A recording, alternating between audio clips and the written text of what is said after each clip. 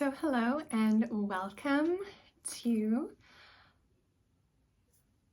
a new video. My name is Carrie Ann and I'm so glad to have you here. In this video, I'm going to be sharing just a short kind of story about how I got into American Girl among other dolls like Gotz and Engel-Puppe as well, and how I got into them mainly as an adult. I didn't have any of these dolls as a child.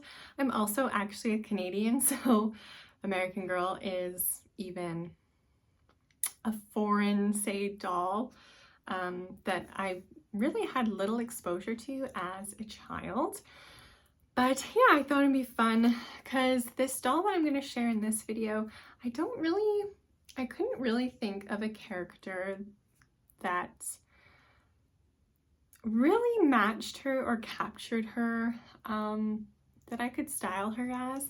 So she's just going to be featured in this video, and yeah, we're just going to do a little story time about how I got into American Girl dolls and other 18-inch dolls and dolls in general. Now, I was into dolls as a kid in terms of the Barbie sphere. I was very a Barbie girl. I remember having my little dream house, my Kens, my Barbies. I have a distinctly vivid memory of bouncing a Ken doll up and down in the Barbie house and then his legs like shattering off. So I must have been doing it pretty hard. So I definitely had a weird Ken. I don't know if I had a weird Barbie, but that's besides the point of this video. So I had like the fashion dolls. I wasn't, I don't think, much into baby dolls or just even larger dolls. By the time I was older, like 7, 8, 9, I hadn't even really heard of American Girl. I think that my sister, who is a couple years older than me, had been familiar with the Canadian 18-inch doll brand Maple Leah, and she says that she remembers like poring over the catalog. I don't know if they came like with a Scholastic book or maybe one of the girls' magazines that she got. So I don't exactly remember how she came across them, but she told me after I told how I had gotten into them that, oh yes, like I remember really wanting one of the girls. And but yeah, American Girl was never on my radar as a kid. I do know that and this will play a pivotal role in my story, that the Kit Kittredge movie came out when I was 9, so prime American Girl time.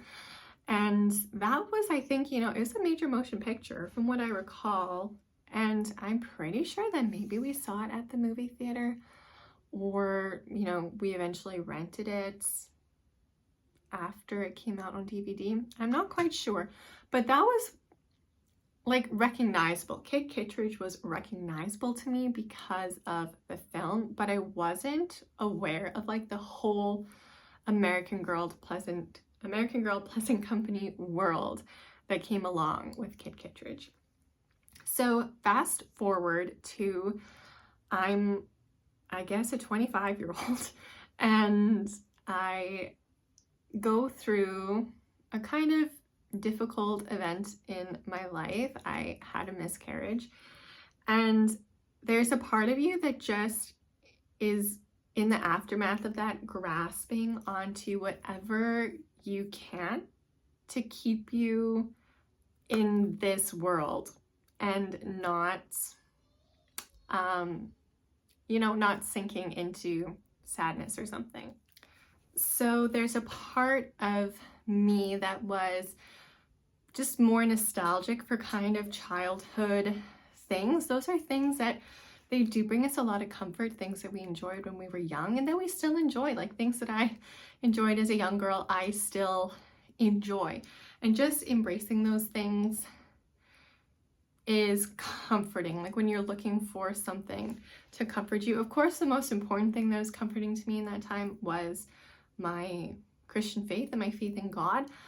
But like secondary, like when you're just living in the day-to-day world, like you're not in the spirit realm, like you're having to face the mundaneness and rapidity of everyday things. Like I was just kind of,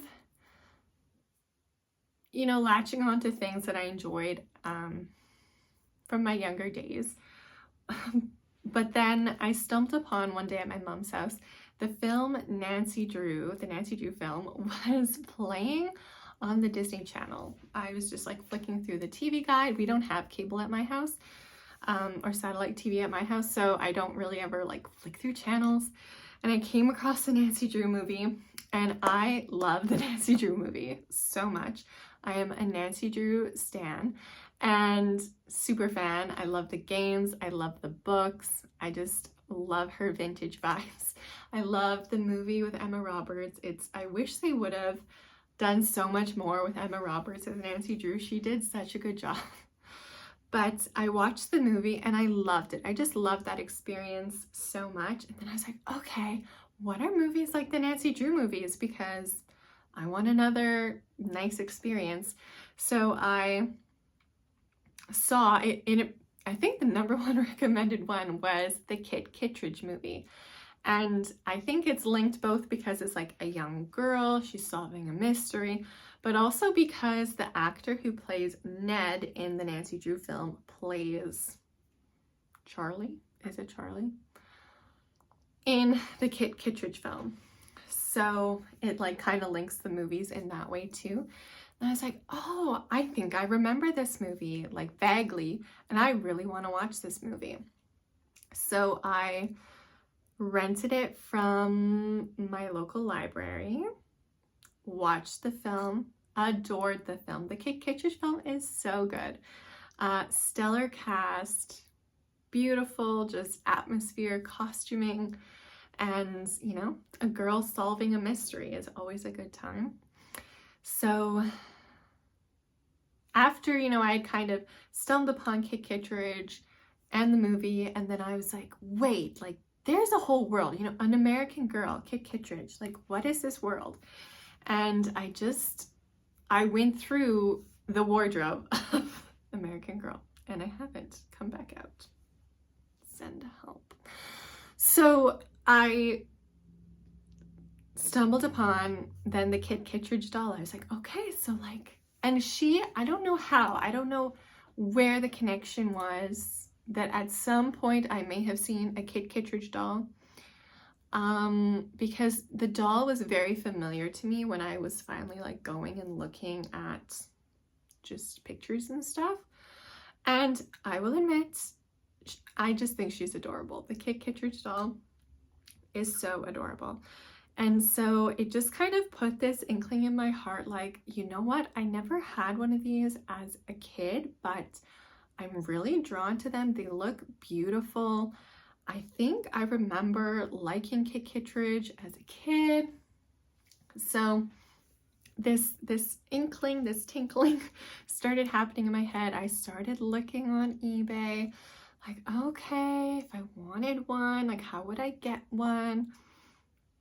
And I think I hemmed and hawed for a couple weeks, because looking for a Kit Kittredge, especially if you're looking on eBay, I wasn't, you know, I didn't think too much about, even though I'm an avid Facebook Marketplace looker, I just didn't really think to hone in on Facebook yet for looking for dolls.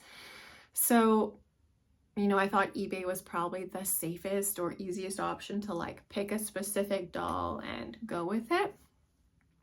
And it was like, my criterion for getting Kit was I really wanted her to come with her cloche, her knitted a little hat that was one of her accessory items.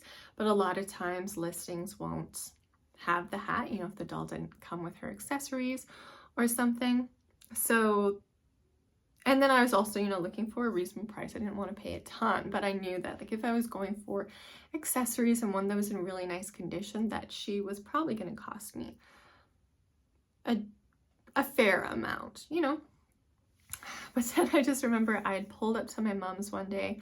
We went after church, and I I'd been looking, there's this one kit listing. She was really adorable. She came with the hat. She had her little purse bag and her handkerchief. And I was like, this is a really nice listing. It was a decent price, like with shipping.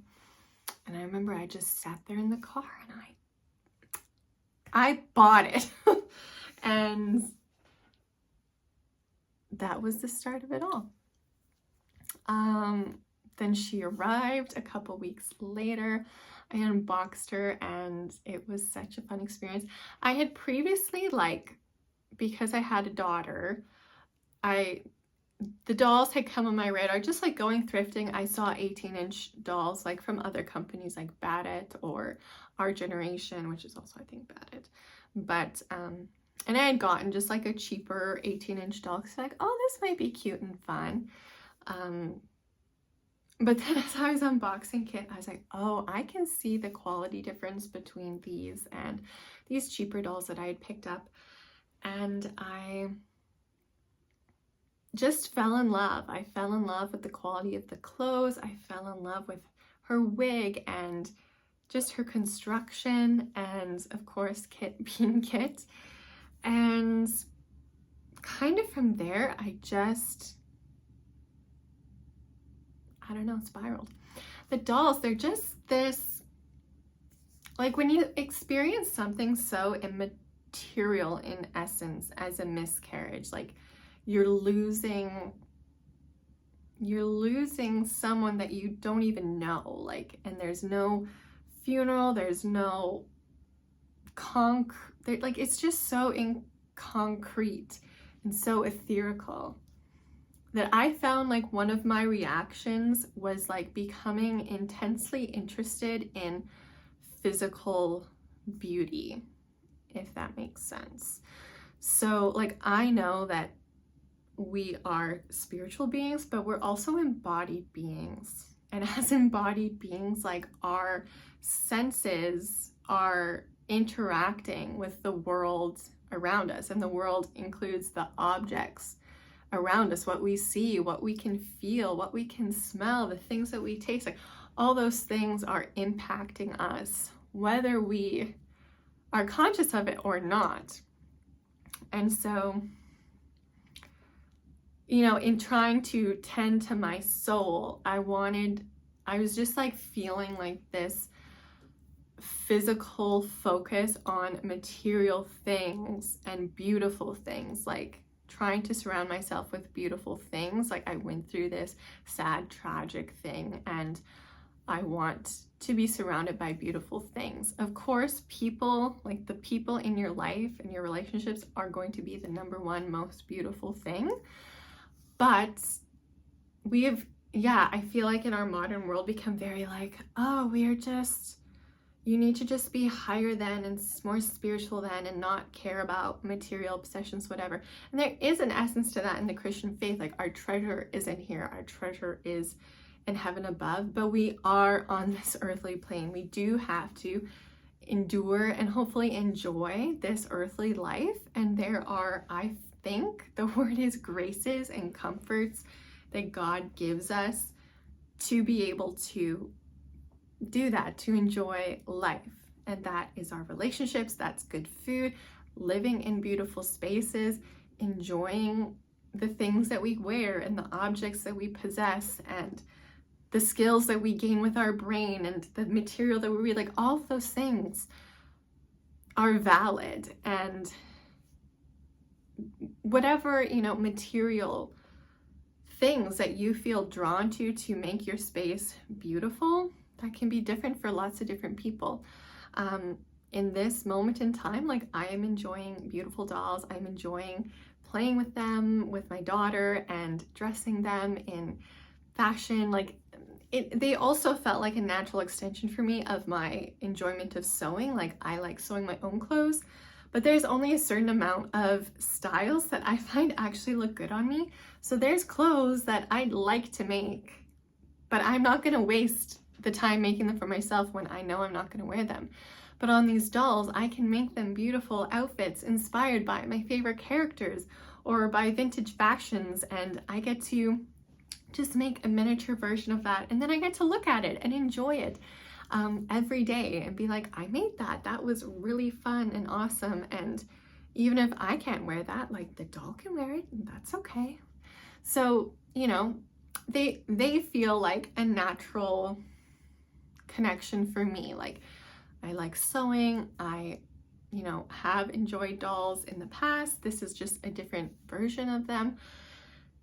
And then yeah, that they're a thing that I get to bond with my daughter with, and over, you know, being able to enjoy those together. So, you know, yeah, it might seem like you're an adult, like what, this seems very childish or whatever, but yeah, they've come to bring me joy, and yeah, they're good, they're a fun hobby. They bring me joy. I love to look at them. I keep them contained in my one room. They're not like taking over everyone else's mind in my house. Like they stay in my space, and then my daughter and I can enjoy them. So like, yes, of course, be mindful of the people you live with. Like, don't let your hobby or your things become burdensome to other people. But yeah, I just came to love them. I came to love the hunt. I came to love the idea of restoring, you know, like I also watched, kind of after I'd gotten Kit, the film Toy Story 4. The whole Toy Story film series just like gets you. But even in Toy Story 4, there's the, you know, the chatty Kathy doll or something, and she's like, all I wanted was to be played with. And I know the toys aren't actually sentient. I know they don't actually have feelings, but like, these were objects. They took resources. They were made out of resources. They are like basically permanent objects. And like, if I am going to enjoy them in my space rather than them go sit in a landfill or something after someone donated them, like, that was the thing in that Toy Story film. Like, it still had a purpose. That doll still had life and a purpose to it, even though it was old. Like, she still just wanted a chance to bring joy to somebody's life, to a child's life. And I watched that film, and I was sent. I was like, well, now I just want to rescue all the dolls. Like, I want to rescue all the dolls. So yeah, I always have just this kind of feeling of like going to check the thrift stores, like, are there any dolls that need rescuing or need a second life? And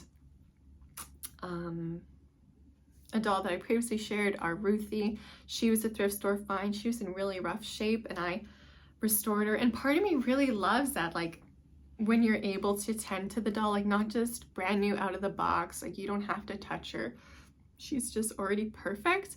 I love when you have to put a little bit of yourself, like your time, your tenderness, your touch. That's another reason I really love just sewing the clothes for them, because I'm like, you know what, that's a part of me and my creativity that now is imbued in the doll. I really love the official original collections from Pleasant Company, from American Girl Doll. That is really beautiful too, to share in somebody else's creativity and inspiration and follow through. But I like that I get to do that for myself and just, you know, have fun with it. And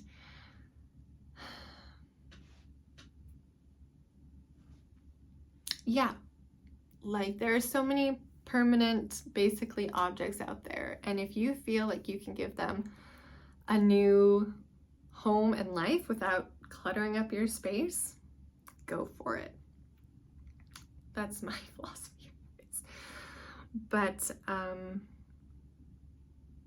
yeah, pretty much ever since Kit, I've been hooked. I've ventured into other doll manufacturers as well. Like I mentioned, Gotz, who were the original manufacturers of the Pleasant Company dolls. Engel-Puppe, another made in Germany doll. I've been able to thrift a couple Zaf Creations baby dolls, which are made in Germany dolls as well. Those are super sweet. And yeah, I've come across the doll sculptor Heidi Ott online while looking at dolls, and there's just a lot of really cool things out there, and it's a really fun hobby to be into, especially if you like creating things for the dolls.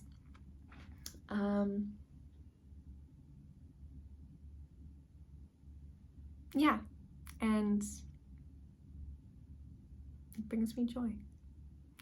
So yeah, if you listened, thank you for listening to this very long story time. I feel like I probably should have had our girl here in the frame the whole time. I should have just had her talking with me. But this here is our girl, Melody. She is so beautiful. She is my only Josefina head sculpt. I wish I had more Josefinas like sculpts. Like the rest of my American Girls are all classic sculpt, which is beautiful. Though I would like a bit of variety. But Melody has this really cute kind of, her haircut reminded me very much like 60s. This beautiful like brunette, brown eyes, kind of bobby haircut. And the outfit she is wearing is also a kind of 60s inspired look. This is a dress that I sewed for her from, it's actually like fabric swatches that you could get at the Dollar Tree. And I just added these buttons on the front of it. I picked up the fabric initially because it almost precisely matches a dress that my daughter has, and I was like, oh, I want to make them like a matching dress so that she can be matching with Melody. I call her Melody. I know that there's an official AG Melody, but she's not my favorite in terms of looks, but I've always loved the name Melody ever since Ariel 2. So I was like, you know what? I'm gonna give my girl the name Melody. And she does, like, she was a thrift store find. You literally would have found me shrieking in the store when I saw her and picked her off the rack, because I was like, no way, there is no way I just found an American Girl at the thrift store. Another, this is my second one. I first found Ruthie. She was my second American Girl thrift store find, and I haven't found one since her. So yeah, she comes with some scuffs on her face. She needed a good hair comb when I got her. And then she needed a new outfit. She had, I think, just the meat dress of that Truly Me thing at something, because she is a Truly Me. I don't know what number though. But yeah, it's just this really cute kind of short sleeve. You can have her wear it short sleeved. But I also found this really cute cardigan in a grab bag at the thrift store. And I love that it's just like short and at the waist. So I put her in that. She's got these really cute pink sneakers to, you know, pull out the pink in the dress. These I also got from a thrift store grab bag. And I also made her a little matching headband. If you want a tip for that, I just used a zip tie. And so I like measured how kind of the circumference of her head, and then I, you know, cut a piece of fabric that long, like around her head like that, and then I folded it, inserted the zip tie to give it, you know, that kind of, to give it some structure, but then it's still bendable, so it makes like a nice headband. And then I folded over the edges and I stitched on an elastic between, you know, the two sides. And then it just kind of slips on, and it's a really super easy way to make, you know, them a headband that matches their outfits. So yeah, this is my only Josefina. I'm trying to not add any more dolls into my collection, so I don't know if I will ever have another Josefina head sculpt. But yeah, I think that she is very beautiful and adorable. Her name is Melody. She has a 60s look to her. But yeah, I just couldn't really think of a full vlog style video that I could feature her in. So yeah, I thought we would just do some story time, and yeah, I hope you liked hearing about how I got into American Girl and doll collecting in general, and you know, seeing this groovy girl. And yeah, we hope to see you around here sometime soon.